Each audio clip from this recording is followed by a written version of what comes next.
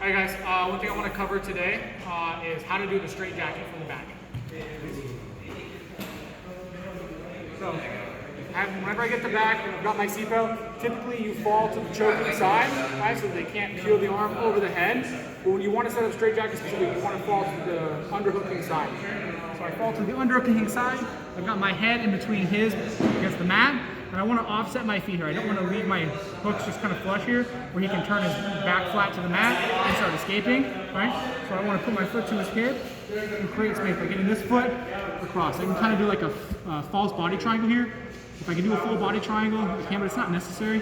So I just kind of hook here. Now, one thing I want to do is I want to make sure this underhook stays nice and tight. I can even grab the gi just to stay anchored to him. And I want to fight to get this top hand. A lot of the times they're going to be fighting, so I'll bring my hand back, and I'll look to go a C-clamp grip right at the wrist and look to trap.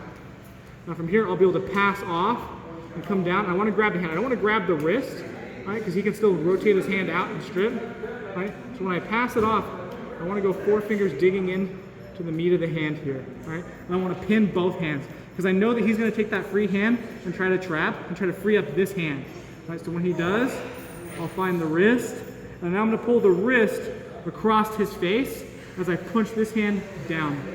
Now from here, this is where that free hook is going to come into play, right? I push this low towards his belt. I'm going to swing my heel over the top. I'm going to look to kind of spear him in the gut with this heel, and I'm going to use my heel. I'm not going to just let go and drag because he might get his hand free here, right?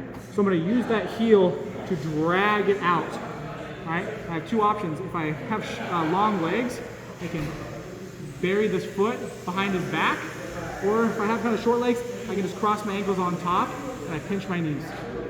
Now from here, I'm going to punch this hand down. I'm not going to grab at the wrist. I'm going to come underneath my own hand, or my own arm, slide up. Because I grabbed the wrist, I give myself space to immediately go to the hand and grab all 4 fingers there. I'm going to pin that low to his belt, right? Keeping his hand away. So I've got both hands trapped away from the neck to defend. So now all he has to defend is his chin.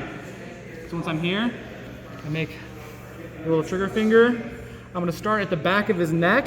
I'm going to slide that thumb in, right? I'm going to use my knuckle to kind of scoop up underneath, right? And get underneath that chin, right? For a no-gi, this sets up the short chokes and rear naked choke. Since we're in the gi, I get that hand underneath, and I have that thumb buries in, and I can use that to fold. See how when I roll my wrist, it opens up his chin. So now I get a really good fold on the lapel here, right? Once I'm here, I pull back, I get this elbow glued behind his ear. So now that I'm here, I can let go. Find that cross collar, pull that slack, and now from here, I can use that to kind of flare, seat myself up, and then recapture, and then finish the bow and choke.